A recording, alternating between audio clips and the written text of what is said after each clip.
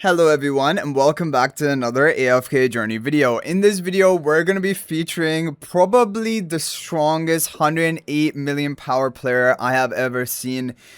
This is the player I'm going to be up against him most likely in the second round of the top 16. And it was also the case in the previous Supreme League. For whatever reason, I'm always paired up with him in top 16, and like the second round of top 16 is probably going to be the same case this time.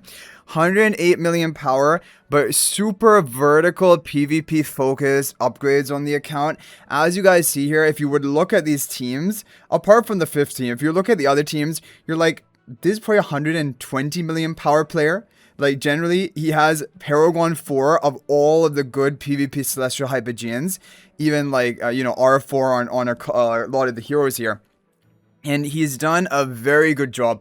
From the previous round of Supreme League we had, even then he was strong, and he is a good PvP player. He's also in my district. He attacks me in Supreme Arena sometimes. But even then he was good. But here his teams have really they've gone on to the next level. And I think that for what he has, he's almost capping out his potential, and I think he has a real chance of even beating me in the round 2.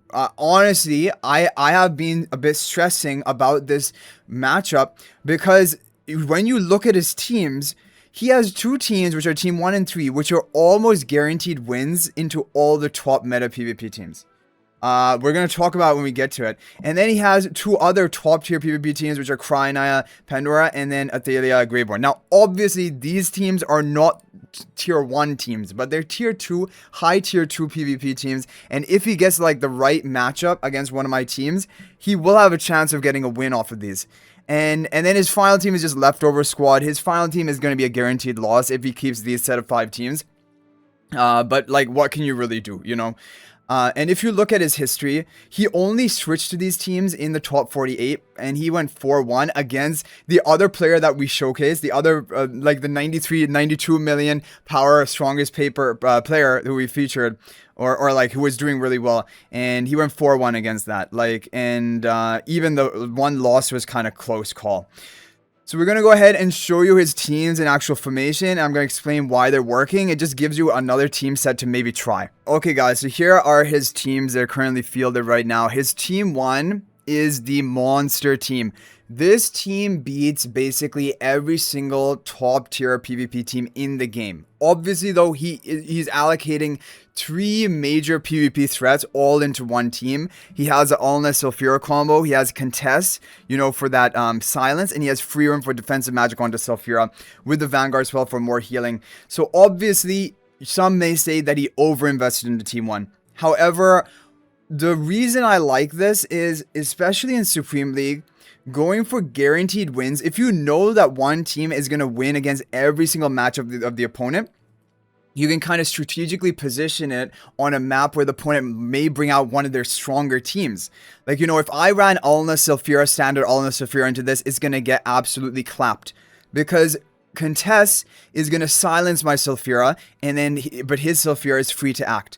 No, and if you run, if I ran like Gunner, even Dunlinger, Gunner, Gwyneth, yeah, good luck, because the defensive magic onto the Sulfura with the Ulna protection, you're not killing that Sulfura with the Gwyneth, and as soon as Sulfura is able to cast an ultimate, she's just going to wipe the whole team. So this is an insane team, but it is potentially overinvested. However, for a guaranteed win, and if you can position it to get a win against one of the top teams of the opponent that you would otherwise struggle against, that's really good value. So that's why I'm really scared, honestly, of this team, because like, there are a couple of things. Either I have to predict where it's going to go and throw fodder, my leftover team into it, or I have to somehow come up with a counter to this, which would need even more investment, even more like allocation. And so that's really the thing. If we move on to the team 2, team 2 is just a standard Pandora Cryanaya team comp. Nothing really too interesting here. It has Nero to take the enemy Lily May interruption, and then Cryanaya to get her ultimate and get kills. Now, unfortunately, Cryanaya, she cannot handle any of the top 3 teams. She cannot handle your Alna Sulfura. She cannot handle Gunner Gwyneth. because, you know, the Gwyneth will be protected, Gunner will not be going down, and especially if the person puts Dunlinger on Gunner Gwyneth, which a lot of top players are doing that now, no way. And then Saida contest she cannot kill, because the contest silences Crine after one ultimate, and then she just kills her team. And this team can also even struggle against Graveborn, Zoria, Athalia. Sometimes it wins, sometimes it doesn't. So like those are kind of the weaknesses of this team. However, that being said, for example, if we look at some of the teams that I was running, my Wilder Freerun team, this team has a potential against that. If we talk about some other teams, like, you know, I was also running a Pandora team of myself, my Pandora Cryonaya team. Now, then it just comes down to who casts the ultimate first, and that is based, you can actually predict how, because that's based on which side of the map you're on, red or blue side, and we don't know that as of right now. So basically, that is why this team still, I'm worried to it to an extent. It's not like a free win for me with this team, and that's why I'm worried about it. I need to try to predict where it's going to be going, if at all.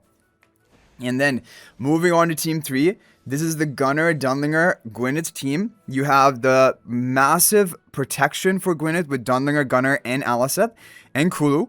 You have the massive damage output with the, you know, penetration of Aliceth, the attack and haste, attack speed buff of Gunner, and then Kulu, explosive debuff onto enemies.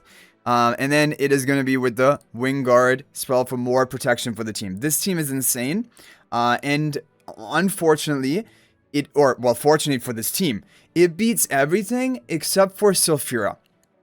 Sulfura is the one team which kind of still reliably is going to deal with this team, because Sulfura with Alna and enough protection, like, he's like, okay, you have Dunlinger, so what? I'll just wait for your Dunlinger to wear off, and then I'm going in for the kill. And that's what he does.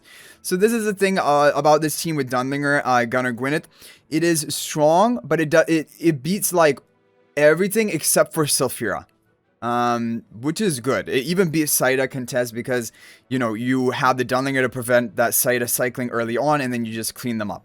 So yeah, this is a very strong team, but it can't beat Alna Sulfura. And then we move on to Team 4.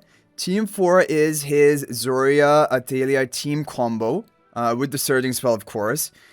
Now, this team is a little bit, it has a lot of damage output. If he can somehow live long enough to get the Bonnie's Citrana debuffs spread onto the enemies, you're gonna be dealing the most damage over time possible. But the problem is, if these heroes get popped, especially before they can even, you know, get their stuff, like their skills off, then you're just relying on Zoria and Athalia, which still can be enough for some teams. Specifically, the thing which this does like to face up against is even Gunner Gwyneth. Gunner Gwyneth cannot consistently beat a Zoria Athalia team, because Athalia can just nuke off the enemies and eventually kill the Gunner, and then the Gwyneth will be unprotected. It's basically a race to the finish, who can get the kills first. Yeah, is Athalia fast enough to kill Gunner Gwyneth or not? That's basically... But yeah, this is still a strong team. I'm worried about it for my Gunner team. I'm worried about it for potentially my Pandora Cryonaya team, but I'm not sure.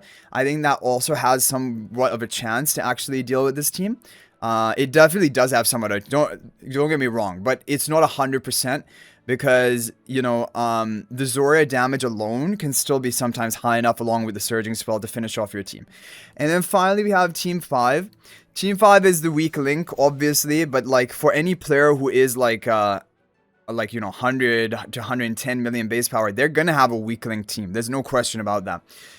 This team is actually not too bad. It has some win potential. Like, the main problem is it just looks like a stall team that does nothing, but it actually does have some win potential, which is Celise and Lilimi are buffed by Ravion. That's going to be pretty high damage output. It's interesting he's going for the Wing Call spell for more vitality and also like HP loss, you know, when enough healing is triggered. But honestly speaking, when you look at this team and you compare it to the top tier meta, it cannot stand up to it. Celeste Lilimi will lack the damage, and it's very wishful thinking that this team is going to last long enough to actually get some value out of this long, like, stall out artifact. This team is probably going to go down in the first 10 seconds. Yeah. So this is a weak link of the teams. However, the other ones are strong. And so overall, what I want to just talk about, just looking at this, is that this is how you play when you are under upgraded compared to your opponent. You need to consolidate and make power teams and try to go for 2 super solid teams, because 3 is probably going to be out of reach. And then go for some decent teams which will have a win potential if you can get a favorable matchup. If you now compare it to the teams that I was running, and look at this. Like we said, if he would line up those teams in a way that would get a favorable matchup for him, he can beat me. And so that's why I'm worried, because when I go into especially top 16, I always worry about top 16 because you're not even capping out your rewards. Once I'm in top 4, then I can like breathe easy. I can rest assured. Okay, I got my top rewards. But before top 4, I'm really stressing because I want to try to increase my win chance as high as possible. But there will never be a 100% chance against a player who has teams like that. Because if he does line up and predict the team placement like almost perfectly, he is going to beat me. So this is the thing. And when we look at these teams, every single one of my 5 teams, it loses to his Alna Sulfura team with the contest. Every single one of my 5 teams. So he's already guaranteed a win. And now what he's hoping for is he's going to hope to place that on one of my strongest teams and get the free win. Whether it be my Dunlinger Gunner Gwyneth or whether it be my Alna Sulfura. You know, and then all that he has to clutch out is he needs to have his Dunlinger Gunner Gwyneth, right, not land into my Sulfura Alna. That's what he also has to do, because my Sulfura Alna is probably going to beat that team, right? So that is the other thing he has to like kind of be a bit mindful about. And then finally, if he can get a favorable matchup on the remainder 2 good teams he has, which are Zoria Thalia or the Pandora Cryanaya, and if he can get like a win against any one of these teams here, then he's gonna win, because then it'll be 3-2 and he will win with the 3 wins. And so that's what I'm saying, that you might be thinking, well, isn't the power difference too big between the 2? Well, if the player is very PvP focused and he has 4 solid PvP top tier teams and like 2 super teams, the player, it has a real chance of winning. And honestly, that is what I'm worried about, and that is why today I've been kind of gone crazy in Suprema League, basically theory crafting even my Vanguard Duel theory craft. If you guys want to see this, it's very depressing. I was very sad to see this. I did not expect it was going to go like this. Our first Vanguard Duel, we got absolutely smashed. We went 0-3 against this guild that we're against. Now, these players are very strong. Of course, they have everything maxed. If you want to take a look at like my replay, you can see that the players have very high investment. Look at this. Even Hepler EV at R4. You know, running things like this.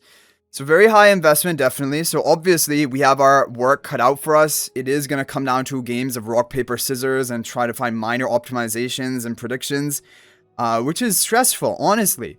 And this is why I made the video before about this.